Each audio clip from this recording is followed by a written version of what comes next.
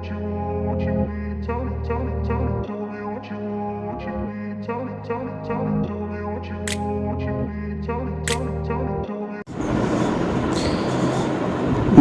दोस्तों, हमारे इस गायत्री यूट्यूब चैनल में आपका हार्दिक स्वागत है।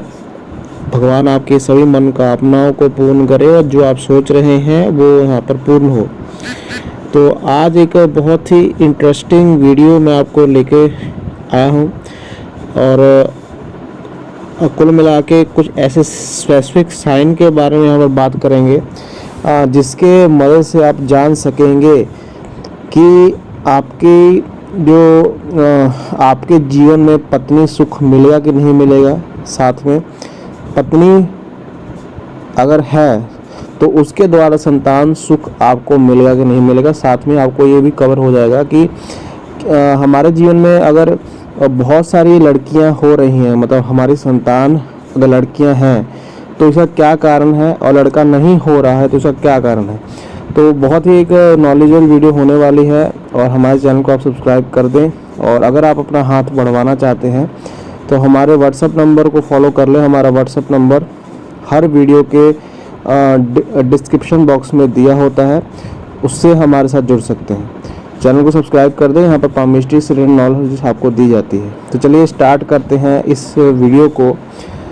देखिए, मैं आज एक ग्रह के बारे में और एक माउंट के बारे में ही यहाँ पर बताऊंगा आपको, उसी से आपको कवर हो जाएगा। देखिए, ये वाला क्षेत्र जो आपके हाथ में है इसको हम बहुत ज़रूरी मानते हैं विवाह के लिए, और साथ में अगर विवाह होता है तो उससे जुड़े जितने भी सुख हैं, या फिर पत्नी सुख है या संतान सुख है, वो सभी इस क्षेत्र से देखे जाते हैं। तो देखिए, हम शुरू करते हैं। इस क्षेत्र को आप देखिए, मैं थोड़ा सा जूम करूँगा। ये हमारा जो क्षेत्र होता है ये हमारा बुध पर्वत होता है, और ये बहुत ही अहम रोल अदा करता है आपके वैवाहिक जीवन के लिए। अगर देखिए, पहले साइन के मैं आपको बताना चाहूँगा, अगर आपके बुध पर्वत पर 3 खड़ी लाइनें, सिर्फ 3 खड़ी लाइनें आपको दिख रही हैं, सिर्फ 3 खड़ी लाइनें आपको दिख रही हैं, तो इसका ये मतलब है कि आपका तो एक विवाह जो होगा काफ़ी सुखी घर में होगा, ये या पत्नी हो या पति हो, काफ़ी सुख आपको विवाह से मिलेगा। साथ में आप जो चाहते हैं, मतलब ऐसी कंडीशनें देखी गई हैं कि जिनके हाथ पर ये 3 निशान होते हैं, जो मतलब कुल मिलाकर बुध पर्वत पर ये तीन खड़ी लाइनें आपको दिखती हैं, तो उनके जीवन में एक लड़के का सुख और एक लड़की का सुख अवश्य मिलता है। उनको सभी सुख जो हैं वो भोगने पड़ते हैं, मतलब सभी सुख ऐसे जातक भोगता है। ये काफ़ी पॉजिटिव साइन माना जाता है।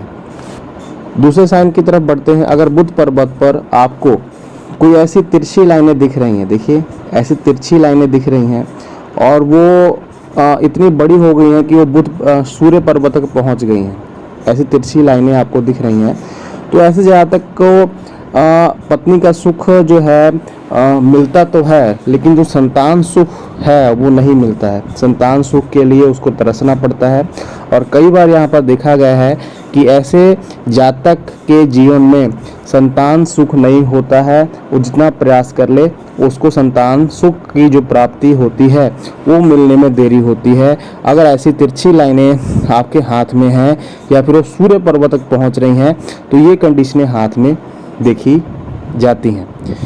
तीसरी साइन की तरफ बढ़ते हैं।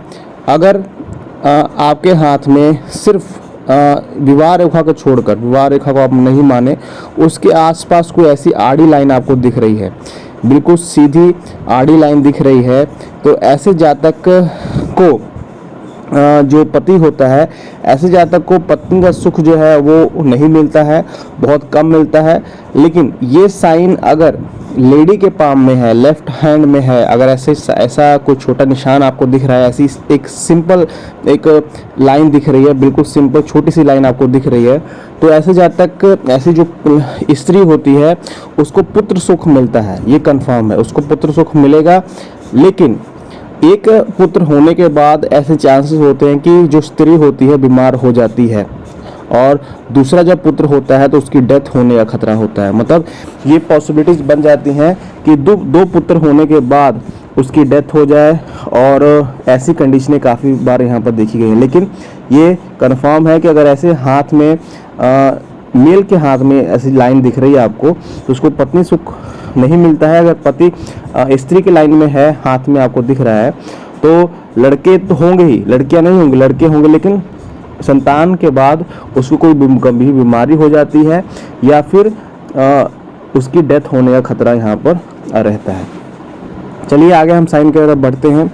अगर आपको कोई खड़ी लाइन आपके हाथ में बुध पर्वत पर दिख रही है, ऐसी खड़ी लाइन, और किसी लाइन आकर इसको काट दिया, किसी लाइन ने आकर इसको काट दिया, तो क्या होता है कि किसी कारणवश पति हो या पत्नी हो, उसको पति की वजह से बदनामी झेलनी पड़ती है, या फिर पति को पत्नी की वजह से बदनामी झेलनी पड़ती है। दोनों कंडीशन में सेम है अगर आप दोनों हाथों में देखें।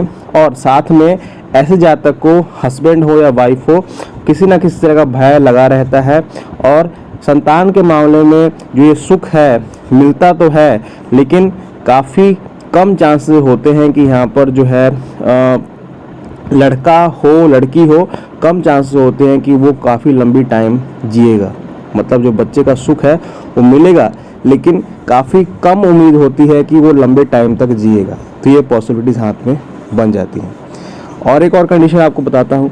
अगर मान लीजिए आपके हाथ पर बुध पर्वत पर आप देखें, अगर मान लीजिए आपके बुध पर्वत पर कुछ ऐसी आकृति बन रही है, कुछ जालीनुमा स्ट्रक्चर नहीं, यहाँ पर ऐसी गोल गोल आकृति बन रही है, या फिर हम कह सकते हैं एक तरह का चेन सी स्ट्रक्चर आपको बनती हुई दिख रही है बुध पर्वत पर, तो ऐसे जातक के जीवन में हमेशा दुख लगा रहता है। साथ में ऐसे जातक की कंडीशन देखेंगे विवाह ही नहीं हो पाता है।